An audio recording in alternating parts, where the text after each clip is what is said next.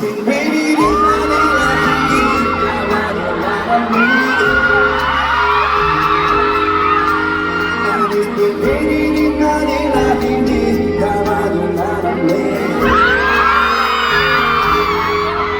But if it's raining in Manila, hindi kita maririnig. So I've been waiting